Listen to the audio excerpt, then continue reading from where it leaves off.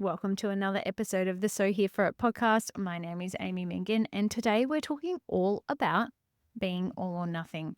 And I want to give you some insight as to some things that have occurred to me recently and things that have actually really frustrated me about my own health, both recently and in the past, and how I'm actually overcoming it.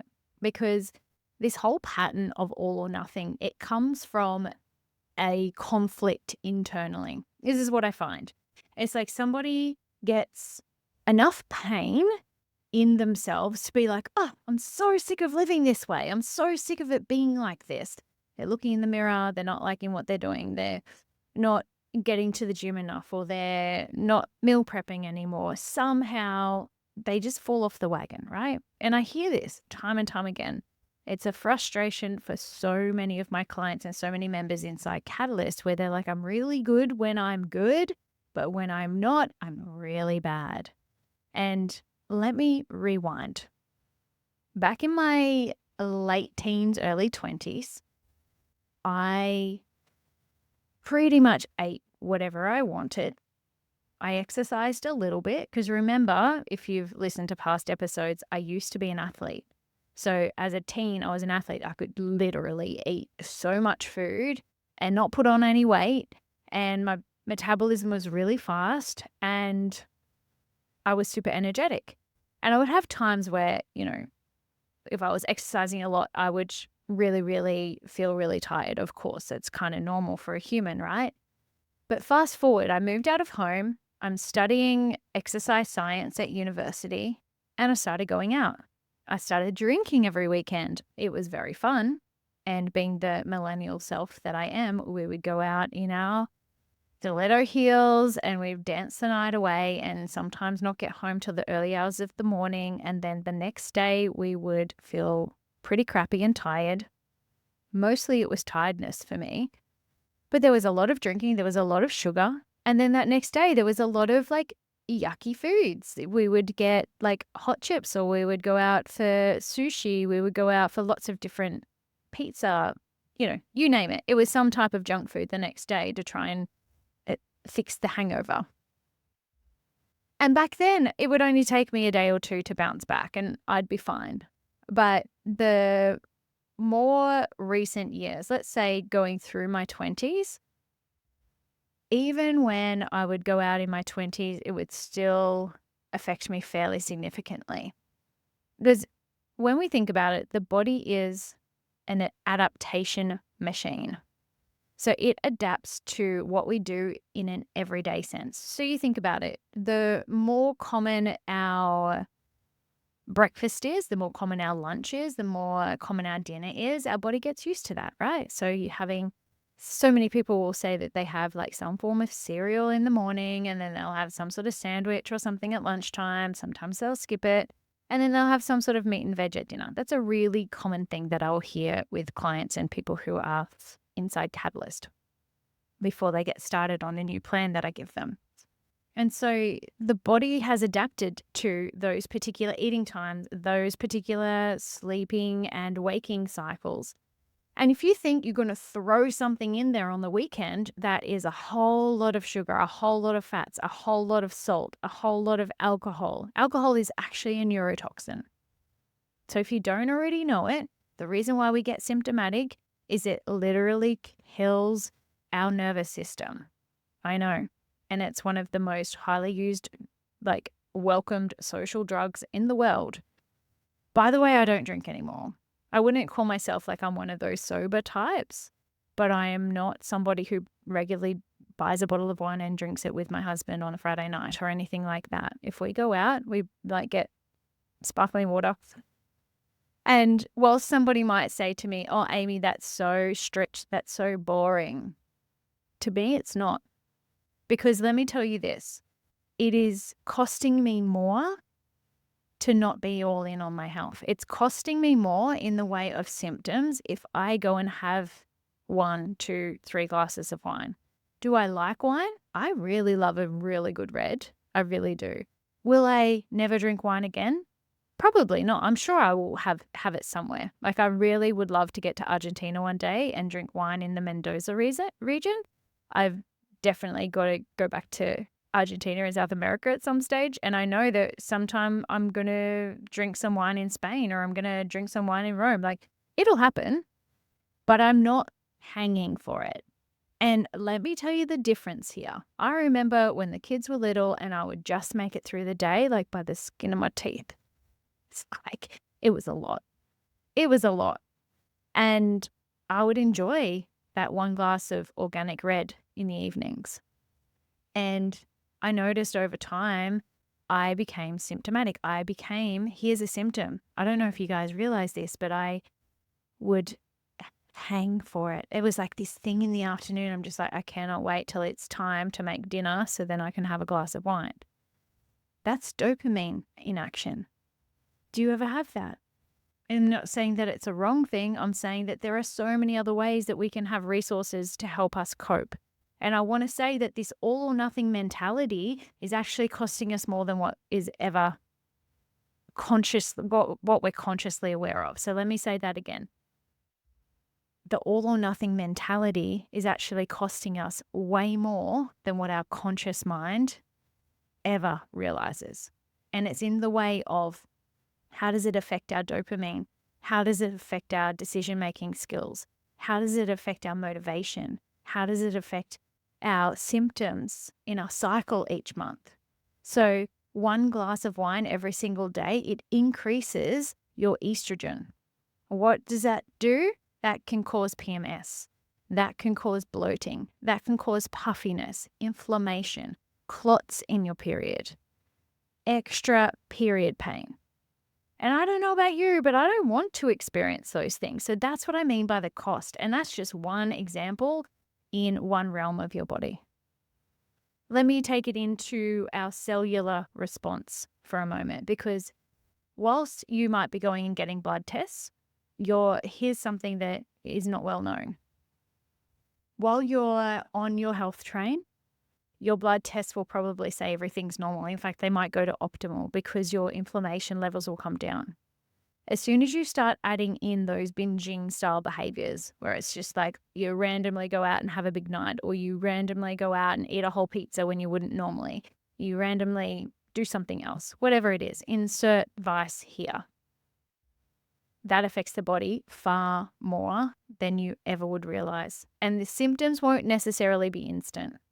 And this is what I want you to start tuning into, is how much is it actually costing you to be all or nothing? Because people will say, oh, Amy, you need better balance. I need to be balanced. I need to have a block of chocolate every now and then. I'm like, but do you? Like, does it actually serve you?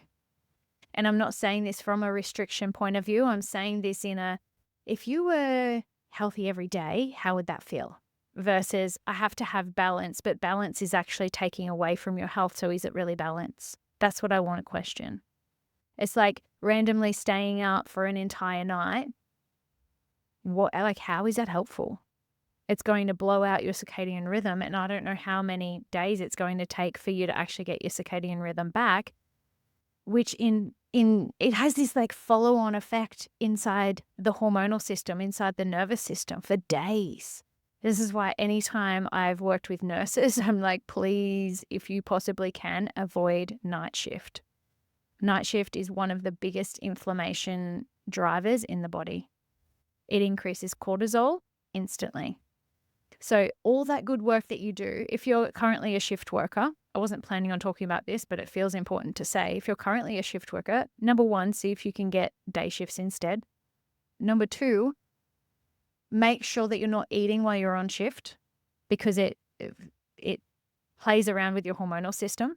Make sure you're just drinking herbal tea and you're trying to maintain a calm sense of self whilst you're there.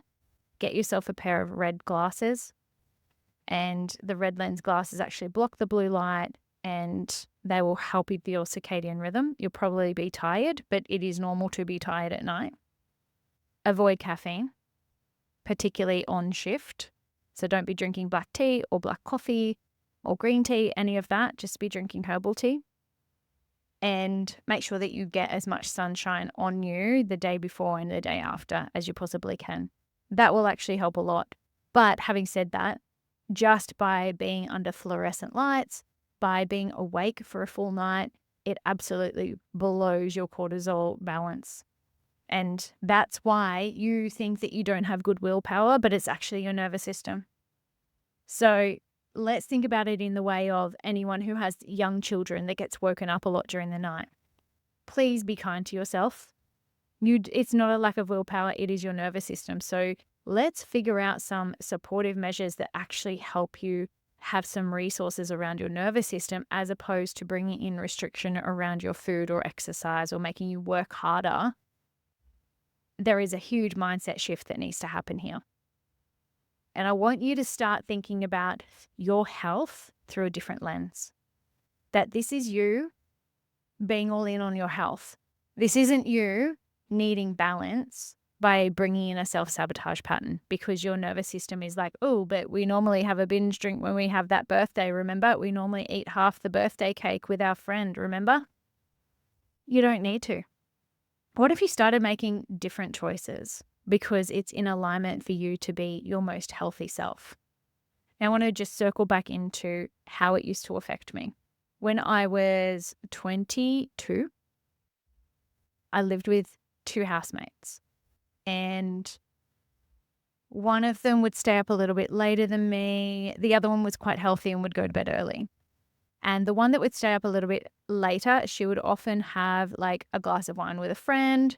I was like a naturopath student at the time, and I would go to bed and I'd have like every Thursday morning, I'd like to go to hot yoga. So I made sure that I said no to the wine and I would go to bed. And she's like, oh, you're so strict. But to me, I was honoring where I was at. But that stage of life, I still wanted to have fun. And my version of fun was to go hang out with those sorts of people. My version of fun was in those social circles where there was drinking, where we were staying up late, where there was lots of dancing. Yeah, I had a lot of fun, but how did it affect me? It affected me in the way that I couldn't get up and go for the run that I wanted to go to the day after. I didn't feel productive at work. I certainly didn't feel productive to study. I would rely on caffeine to wake up. I didn't know anything about circadian rhythm back then, so I would just sit on the couch or I would need to take a nap. I would feel dangerously tired when I was driving sometimes. It was very, very risky, those times of life where I was maybe living on 3 hours sleep some nights, and I'd still go do a full day of work when I was working. I would still do a full day of uni. And I was literally one of those people that was burning the candle at both ends. Add to this, this was an era of my life where I was feeling like I was all in with my health, but almost to my own detriment because it created a whole lot of stress inside my nervous system. So think about it this way. The stress causes contraction in my nervous system. And so no matter which way I looked, I wanted to have fun, but not that way. I wanted to look after myself, but it felt so extreme compared to where my friends were at. So I was constantly in this conflict inside of my own nervous system about who I was, what I was doing, and the decisions that I was making. And so internally, I was using up a lot of energy. I was using so much energy, and I was always tired. Imagine that 22-year-old me, always tired. I wasn't looking after myself. I wasn't eating any red meat. Oh my goodness, if I could go back and talk to my 22-year-old self, I would say, girl, start eating red meat. Now, thank goodness there was someone who was like 10, 15 years older than me that worked at my work, and she was a naturopath, and she said, it'll change your life to cut out grains and start eating red meat and vegetables. And I was like, yeah, I'll give it a go. I didn't realize how puffy I was until I started eating that way, and weight just flew off me. It's like, there is something in this. And that was the first time I'd ever been. I think she was very much into paleo style eating. And prior to that, I was from the yoga side of things. Like, we were all vegetarian. We were all like all about the animals. We're all about the spiritual side of things. And I was doing it for my health. And, I lived on falafels. I would make really cheap meals because I was a student as well. I wanted things to be budget friendly. And let's face it, meat is expensive even when it's like for one person. So anyway, I changed my world. I didn't realize how puffy I was. I didn't realize how heavy my legs were until I had started changing how I was eating. And then I was like, well, there's something more to this. And I started to go and get acupuncture. And that was a forced rest for me. I would actually fall asleep on the acupuncture table. And my acupuncturist was like, wow, you're really depleted. And I was like, oh, am I? But I thought that I ate really, really well. But remember, I was burning the candle at both ends. So I was all in what I was doing, but I wasn't necessarily looking after myself because I didn't yet know what the resources were for my nervous system. I thought just going to yoga once a week was enough. And I think that this is something that needs to be talked about because it's actually a really simple thing. And I have such compassion for my 22-year-old self. It's like she thought she was doing the right thing. And I'm sure there are more people out there who are going to yoga once a week and thinking that that's enough for their nervous system, but it just isn't. Because there are patterns that are running the show in the background. You know that judgy voice that comes out when you go to have the thing or you go and do like this potential wrong thing? Anytime that I had gone and had a binge drinking session with my friends at age 22, I felt like absolute crap. But hey, it was a fun night. To me, the cost was not worth it.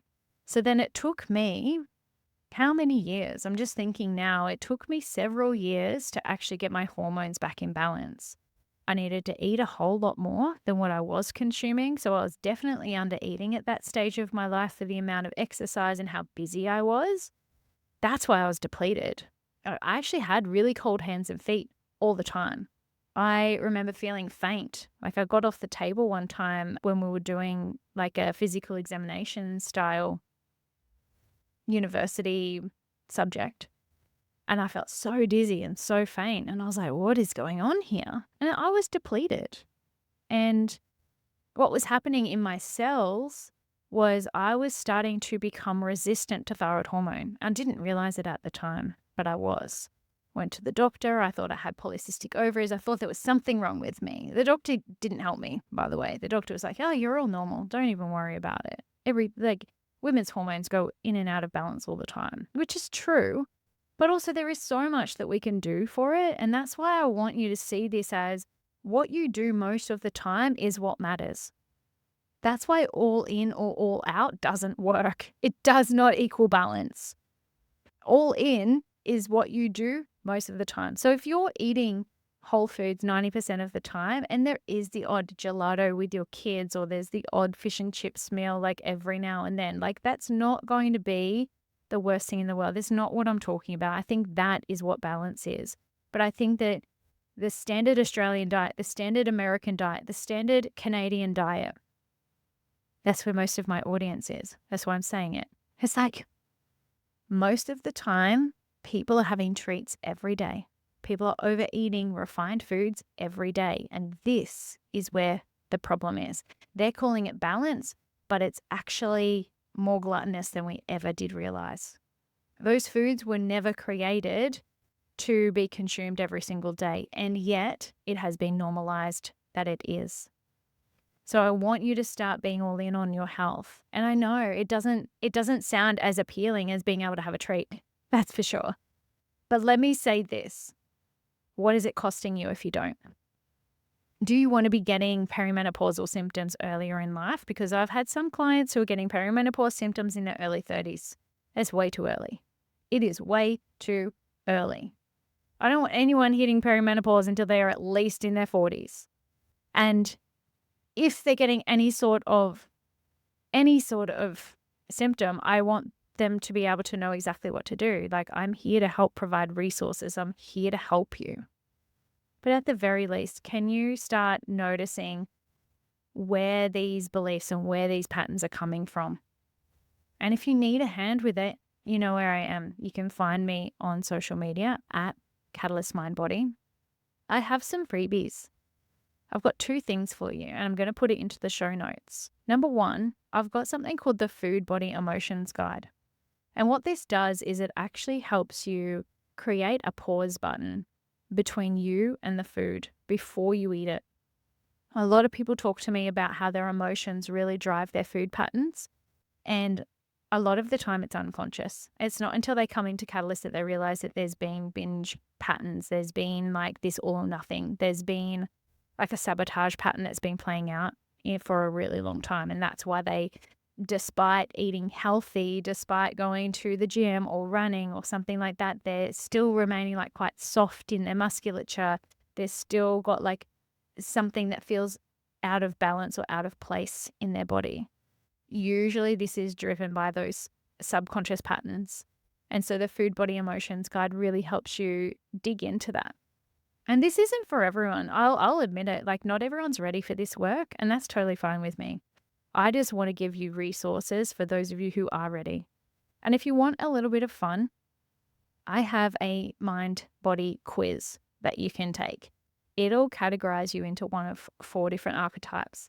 And then it'll give you like really specific resources depending on your type. So if you want to jump into the show notes, give one or both of those a go. It's going to give you really tangible things that you can take away right now and start implementing so that you're not all or nothing. So that you're not just waiting for some sort of symptom to show up before you do something about it. Because your health means so much to me. My health means a lot to me, but so does your health. So I want you to start prioritizing yourself, and let's do this together. So thank you so much for listening today, and I'll see you in the next episode.